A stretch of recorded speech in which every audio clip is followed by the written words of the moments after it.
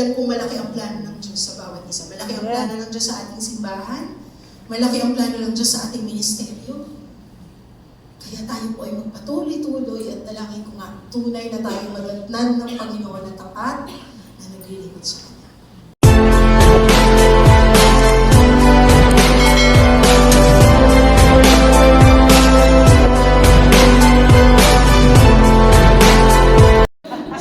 Sana ay hindi pa.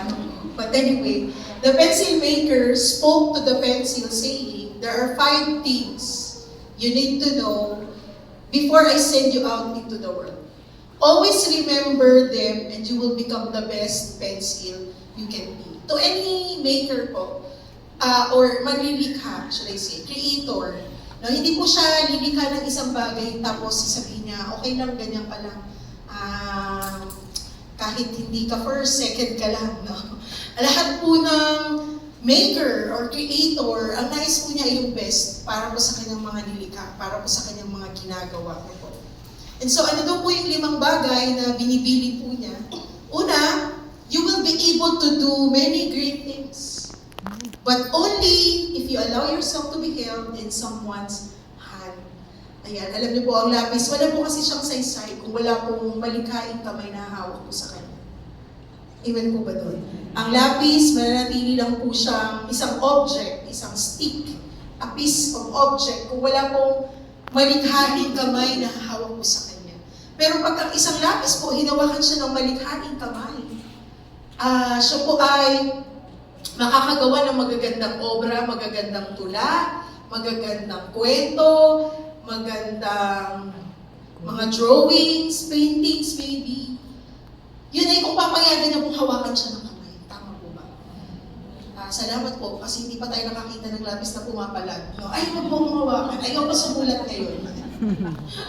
So, pero pag ang lapis daw po, pinayagan niya pong hawakan siya ng isang malikhaing kamay, siya po ay makakagawa ng magagandang bagay. Ano po?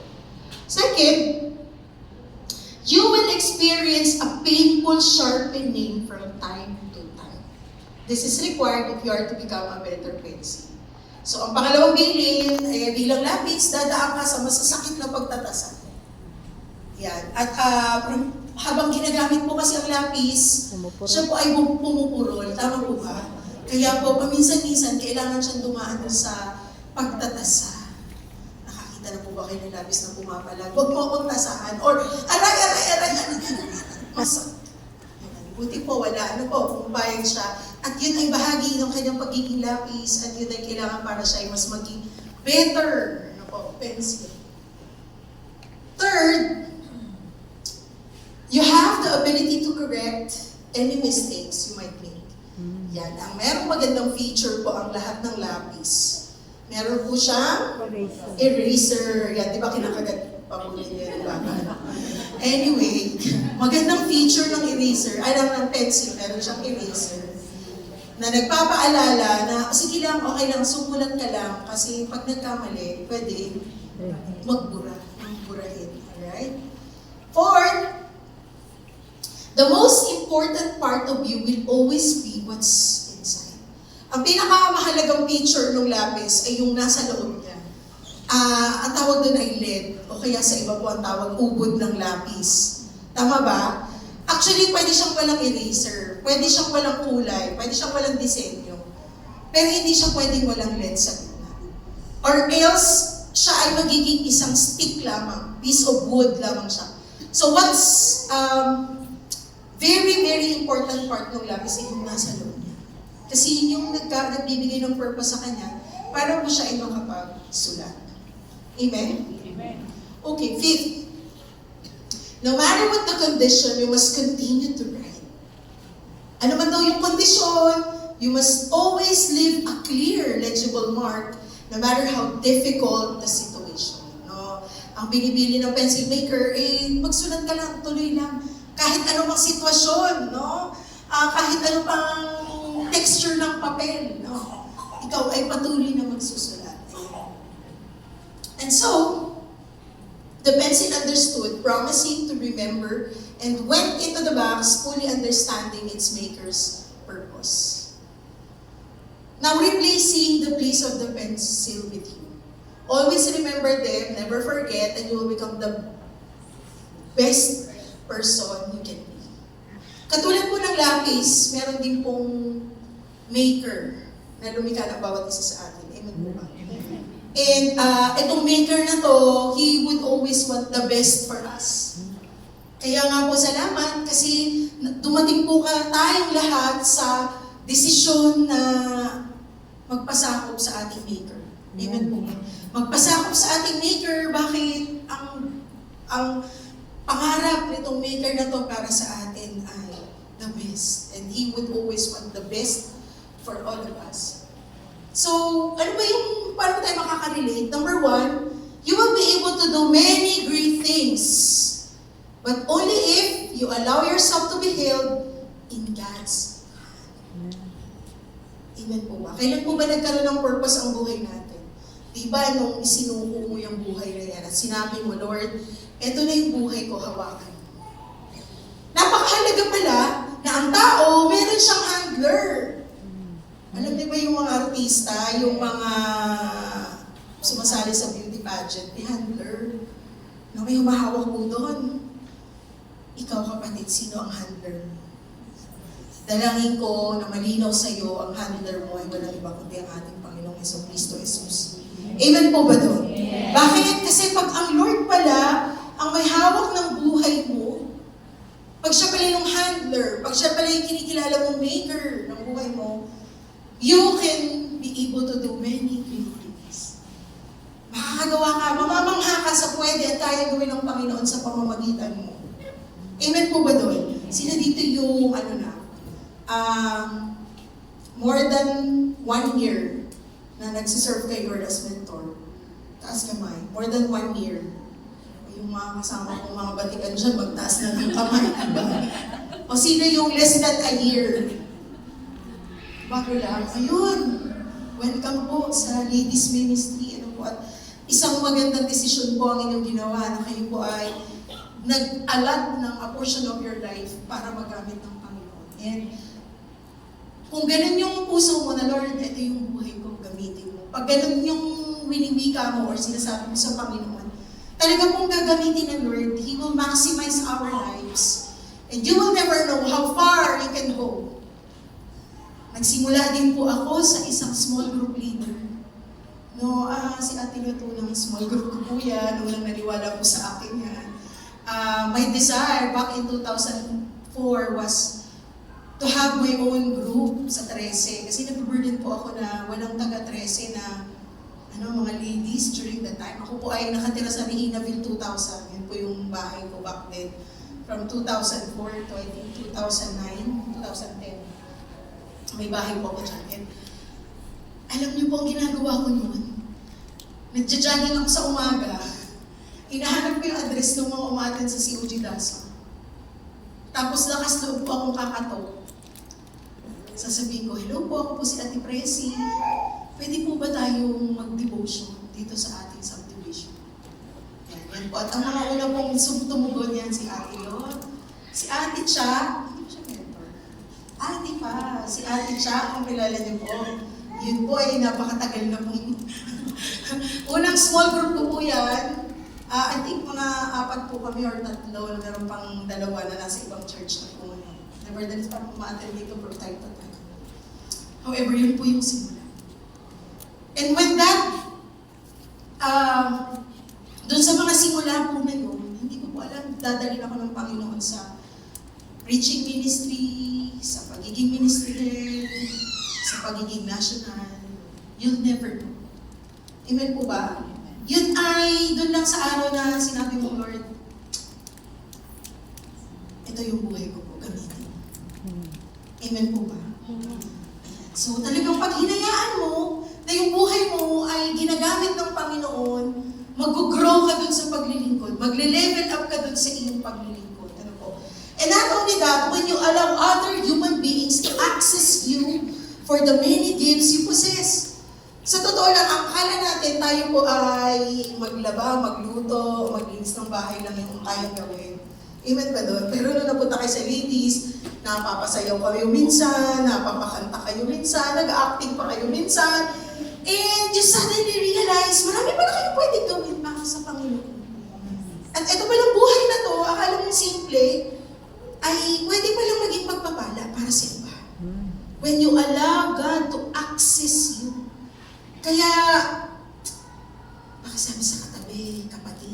Kapatid.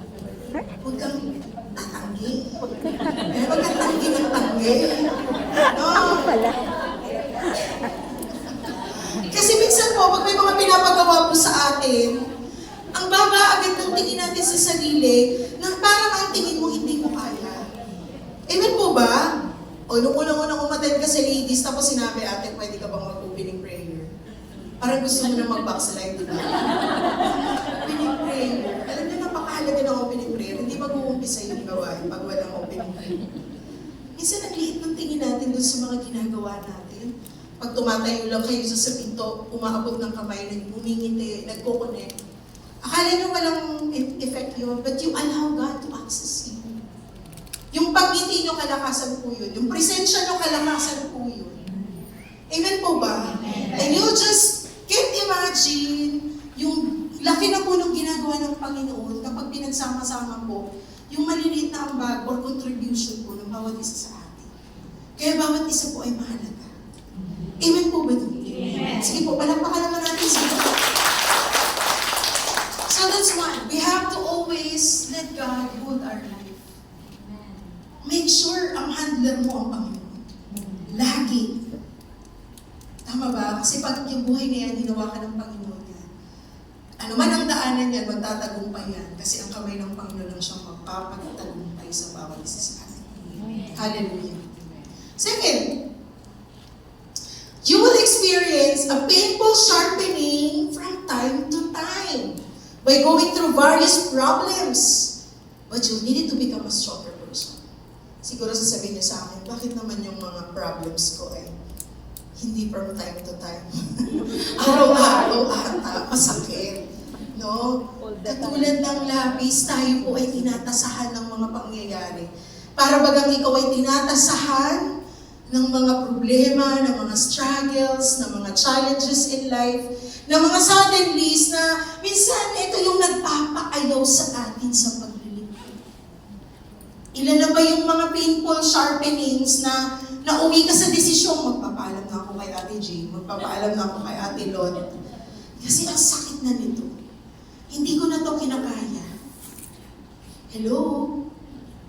Ilang beses na ba kayo umaayaw? May purihin ng Diyos, bumabalik naman. Ano po? Palakpakan naman natin si Lord. Hallelujah. Ilan na ba yung nag-a-attempt na magpaalam dito, pero hindi naman natutuloy. No?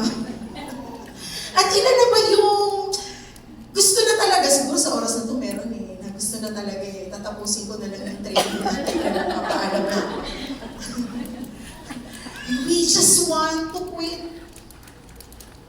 Kasi sa totoo lang po, itong mga painful sharpening, pinapayagan naman talaga ito ni Lord, although hindi po ito galing sa Lord. It's the enemy that wanted us to be teared down, to stop on what we are doing, and stop on serving God. It's the enemy na gustong mangyari yun. However, pinapayagan ni Lord na from time to time, dumaan tayo doon. Bakit? The enemy wanted all those things para sa ikasama natin. Pero ito ginagamit ng Panginoon para sa ikabubuti ng bawat isa sa atin. Amen. Amen po ba ito? And sige po, palakpakan natin sa Lord. And kapag tayo po ay magre-reflect, abay, marami-rami na din mga painful sharpenings ang natawid natin. Amen po ba? At napagtagumpayan. At tumatagal-tagal at nagpapatuloy ka sa Panginoon. Hindi dahil malakas ka, kundi meron kang powerful handler. Amen? Na siyang nagtatawid sa atin, sa araw-araw ng ating buhay. Kaya po, let's embrace pain, let's welcome it, and seek God's help every time. Na Lord, alam ko pagsamantala lang. Alam niyo po, sino po may pagsubok ngayon? Taas nga yung kamay ng mga kami, may mga pagsubok. Ayan, salamat yung iba wala na. Or ayaw lang umaamin. Kasi mga may pagsubok, alam niyo po yung problema, parang gutom yan, lilipas din. Dalawang bagay, it's either tinatambayan mo yung pagsubok, or yung pagsubok yung tumatambay sa'yo. So ano dun sa dalawa? So dalawin ko mabilis yung resiliency, yung bounce back natin from every pain. Hindi naman po minuminuto tinatasahan ang labis. Amen po ba doon? Or else mauubos siya.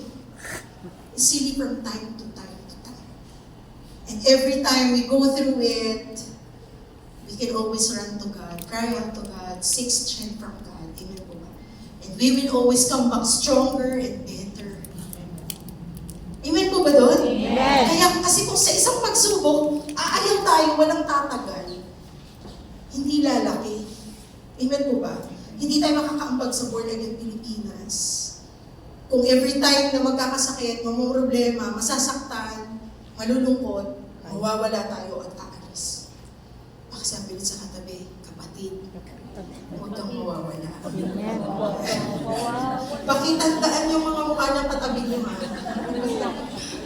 Nawa ay sama-sama tayo at manat na ng Panginoon at tapat na naglilingkod sa Kanya. Amen po ba? Third, you will be able to correct mistakes you might make or grow through them. Katulad ng lapis, pinapaalalahanan tayo na mayroong pambura. Amen po ba? That our God is a God of many chances. Salamat kasi sa Panginoon, hindi siya malupit na Diyos. Na isang mali, tigok agad. Ano po? At the Lord is so gracious, giving us many chances. Amen po ba? Many chances, over and over and over again. We can always repent, ask forgiveness, come back to God. Amen po ba? When we fall short of His glory, napakabait ng Diyos kasi hindi tayo binibilangan ng kasalanan. Amen po ba? Pagkus ay inaantay niya yung araw na babalikan. Papakumbaba at lalapit ulit sa Kanya. Hallelujah. That's who our God is. Pero alam niyo ba na sino ba ang gumagamit ng lapis?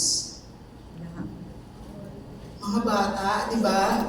Ang gumagamit pagka grade 3, grade 4, pagka-high school, di ba nagbo-ballpen yan?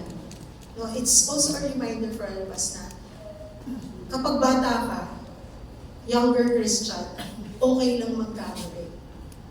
Naiintindihan natin kapag nagkakamali bata. But, as we grow a little bit older, a little mature in the Lord, we are expected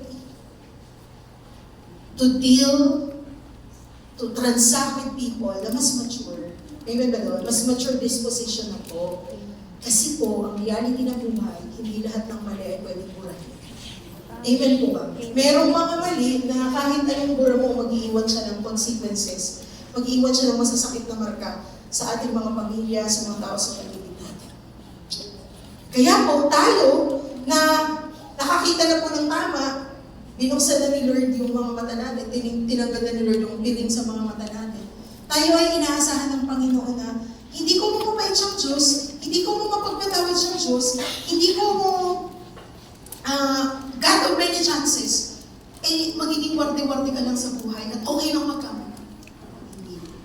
As we grow older, as we become leaders of this church, as we become mature in the Lord, we are expected to do more mature tasks. We are expected to be mature in our dealings, in our transactions, sa ating pakikipag-usap, sa ating pakikisalamuha, sa ating pakikisama, sa ating pagmiminister. Amen po ba? Paano ba malalaman pag mature ka na? Sa akin lang, malalaman mo mature ka kapag hindi emosyon ang nagdidikta ng araw mo.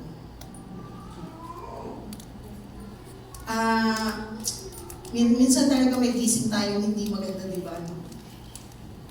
Pero sana, hindi yung pangit na gising ang magdidikta ng buong maghapon. Bad trip ka na, kaaway mo na lahat ng tao. Hanggang sa church, galing ka na. Hindi po. Hindi ka driven by your emotion. Kasi nagagalit ka, naiinis ka, pero kaya mo pa rin magpuri sa Panginoon. Nagagalit ka, naiinis ka, pero kaya mong iproseso ng tama.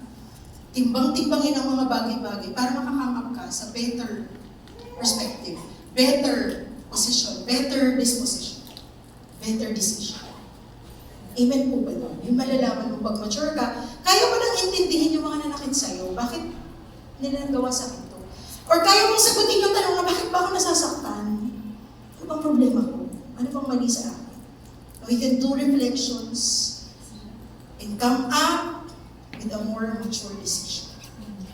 Amen po. Yan po yung maturity. And when you are like that, less mistake. Sana pag nag-grow na tayo, lesser mistake. Bakit? Kasi may gabay na ang Holy Spirit sa atin. May gabay na ang Santong Espiritu sa atin. Amen po ba? At may gabay ang salita ng Diyos sa atin. Because we need to realize there are really mistakes na ang hirap i-retrieve. Minsan taon bago siya bumalik. Amen po ba doon? At minsan makakasakit. Fourth, the most important part of you will always be what's inside. Do you see amen to this? Kasi alam niyo po, minsan sa pagganap natin sa ating ministeryo, sa ating paglilingkod, kahit anong galing mong gawin, minsan may mga sasabihin pa rin talaga yung tao sa'yo. Di ba? Lalim ng amen nyo, di ba? Minsan, pinakain mo na, meron pa rin sasabihin. Nag-pray mo na yan, nag-bless na yan. You see, there are judgmental people around, tama ba? That will always throw words on you, throw adjectives on you. Ibabrand ka ng mundo. For as long na intact yung core, what's inside of you, ano ba ang pagtingin ng Diyos sa'yo? Sino ka ba sa harapan ng Diyos? At pag binuksan yung puso na to, ang Panginoon ang nakalulog doon. And that's the most important. Amen po ba? Amen. Because you don't have to explain yourself to anyone. Kasi daw, yung mga kaibigan mo, hindi naman kailangan ng paliwanag kasi mahal ka nila. At yung mga nagagalit sa iyo, kahit anong paliwanag ang gawin mo, hindi nila iibig. It's always between you and the Lord.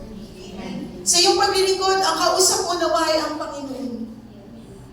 Amen po ba doon? Na hindi ka nandito para sa tao, para sa leader mo, para sa pastor, para sa ministry, hindi. Ang kausap mo sa iyong paglilingkod ay ang Panginoon. Because there will be times you will not be appreciated, hindi mapapansin yung mga pupunta kayo sa mga sulok-sulok ng 13, may ministeryo kayo doon, nag-small group kayo doon, nagbabahagi kayo ng salita, gumagastos kayo ng sariling bulsa, nag-aabono, and all that, hindi na namin nakikita. Pero may Diyos na nakakakita ng bawat paglilingkod, ng bawat pagpapagal, ng bawat pagtitiis, ng bawat sakripisyo. And kung yun yung nasa loob, nakausap mo, kailangan masaya ka, ano man yung ginagawa mo.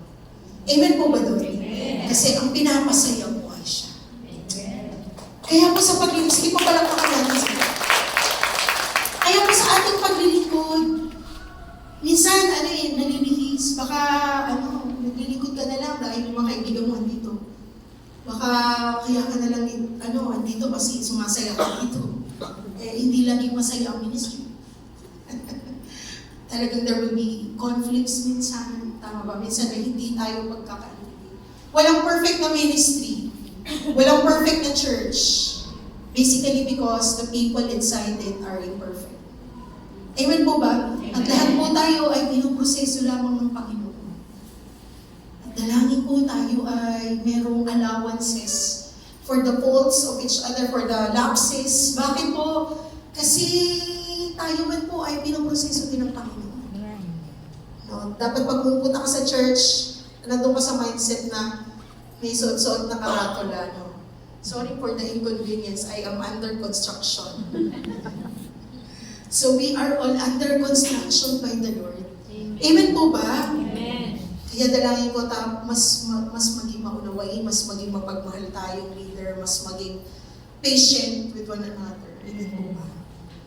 And not seeking of our good, or ano yung makukuha natin, ano yung mapapala natin, sana hindi ganun yung mindset. Kundi andun ka sa, what's inside of you is a God who loves you so much.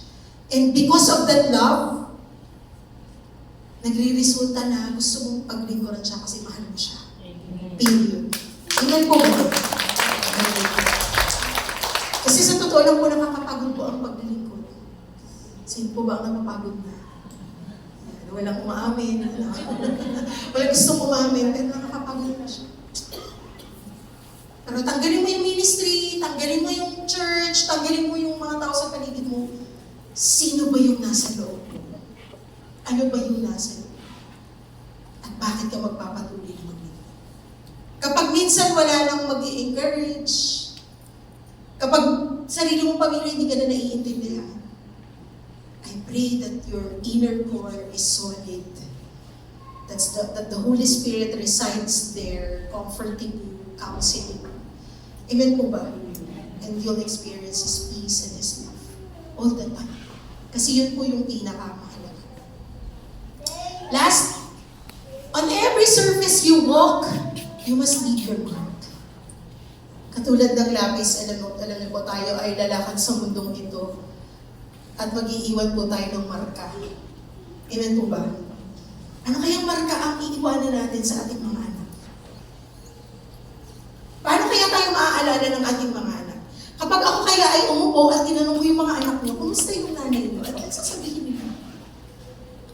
Ano po kaya ang marka na naiiwan natin sa ating asawa? Pagka tinanong ko yung asawa niyo, kumusta ba si Ate Lot? Ano kaya ang sasabihin sa atin? What kind of mark are we leaving to our families, to our friends, to the people around us? Alam niyo po, maaalala at maaalala. Good or bad, mag-iwan tayo ng marka. Kapag meron ng puting box dito, yan, tapos nagkakape-kape na po dyan, yung mga tinapay na po serve. Ano ang kwentuhan? Ano ang kwentuhan? Ano ang iniiyak ng mga tao? Iniiyak pa nila yung, salamat naman, kinuha na yan. Yan ay napakarami nasirang buhay. Marami na patay dito. Yan ay napakaparites. Marami nasirang pamilya. Yun ba ang kwentuhan? Or ang kwentuhan, ang iyak nila, salamat sa tao yan. Dahil sa kanya nakakilala ko sa Panginoon. Ang iyak nila, salamat sa tao yan. Kasi dahil sa kanya natutunan ko maglingkod. Nakilala ko si Lord, lumalim ako, natuto ako magpuri, natuto ako magpalapit sa Diyos. How do you want to be remembered? Ako po, nakasama ko ang nanay ko, 11 years lang. Grade 5 po ako nung namatay po siya. And paano ko ba naaalala ang nanay ko? Naaalala ko po siya as a prayerful woman. Nagigising po ako ng 4 a.m. Nakaluhod po yan sa sulok ng kwarto, umiiyak at nagpupuri sa Panginoon. And alam niyo po, when she died, it wasn't easy, pero naturuan niya akong manalangin.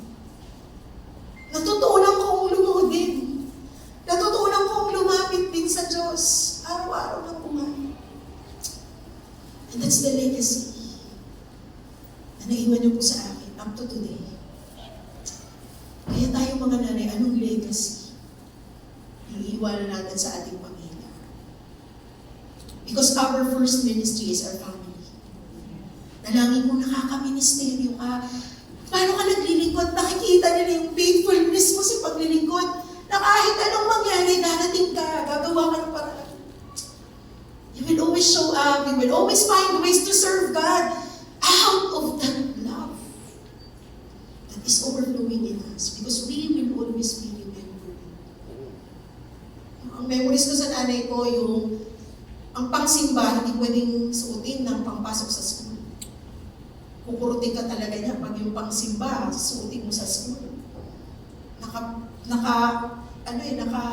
Kamada yung mga damit namin. At hindi pwedeng wala sa church on a Sunday. Kahit inaanto ka, kahit ang lamig-lamig, bubuhusan ka niya, papaliguan ka, dadalhin ka sa simbahan on a Sunday.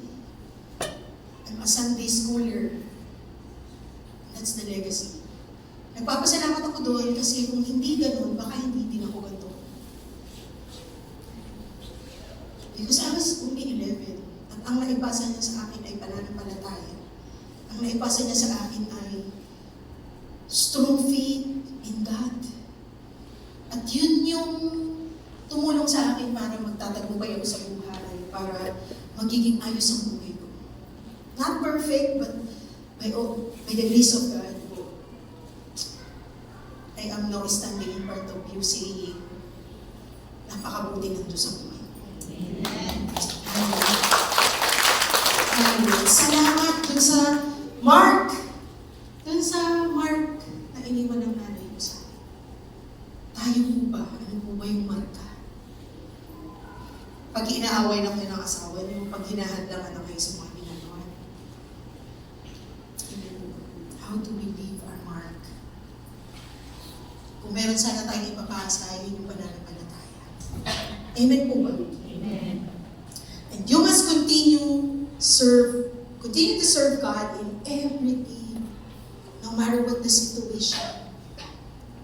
Sa tuwing nagbubukas ng oportunidad ang Panginoon sa atin para makapaglingkod, sana ay tayo ay naandoon sa labas ng pintuan at handang pasukin yung mga doors of opportunities na binuksan ng Panginoon sa bawat isa sa atin. Amen po ba? Amen. Kaya sana hindi ikaw patanggi, no? Kundi ikaw ay naghahanap ng gagawin para sa Panginoon. And we will always make ourselves available to serve God, no matter what. Amen po ba doon? Amen. Kasi hindi po palaging masarap maglingkod eh. May mga araw po na pagising mo, you just don't want to worship, you just don't want to serve God. Meron pong ganun eh. Hindi po tayo laging sinisipa. Tama ba? Sometimes, there will be dry seasons, there will be struggling seasons of our lives. Ako man po'y dumaan din doon, pero alam niyo, isa lang ang nakita ko, mas masarap maglingkod sa Lord ng may pinagdadaanan. Amen. Kasi meron kang inilalaman. Amen po ba din?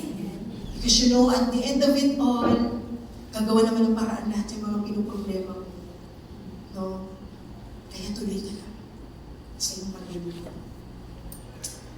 Everyone is like a pencil, created by the Maker for a unique and special purpose. By understanding and remembering, let us proceed with our life on this earth, having a meaningful purpose in our heart and a relationship with God. At yun po yung pinakamahalaga. No? Baka kasi nagiging sobrang busy natin sa mga events, nagiging sobrang busy natin sa mga activities, pero yung relasyon natin sa Panginoon ay nagsasuffer, napapabayaan. We may be too busy sa kingdom, pero wala tayong time sa king. So it's a gentle reminder for all of us na the most important part is what's inside of us. The most important is yung relationship po natin sa Panginoon. Amen po ba doon? Kasi alam nyo, pagka lumamig ka lang ng konti sa relasyon mo sa Lord, mas lalamang na yung reklamo, mas lalamang na yung mga negatibo. Di ba pag nagre-reklamo ka, nagagalit ka, naiinis ka, balikan mo, kumusta ba yung devotion? Kumusta ba yung relasyon mo sa Lord? Pero pansinin nyo po, pag tayo ay babad sa presensya ng Panginoon, at puspos tayo ng salita ng Diyos, at puspos tayo ng banal na Espiritu, lahat po yun lalabas ng maganda. Amen po ba? And it will shine out naturally sa atin. And will become beautiful inside and out. Ayan, ito po yung walang kong verse. Sabi po sa Ephesians 2 verse 10, "For we are God's handiwork, created in Christ Jesus to do good works, which God prepared in advance for us to do." Long time ago, nung nasa sinupupunan pa lang tayo, nakita na ng Panginoon yun na itong babaeng to ay magiging lingkod ko, magiging mentor, magiging worker ng church. Amen po ba? Masaya po ba kayo doon? Parang ayaw niyo po. Parang ayaw niyo po. Masaya po ba kayo na ang ganda ng plano ng Lord sa bawat isa sa atin? We are chosen by God, handiwork of God.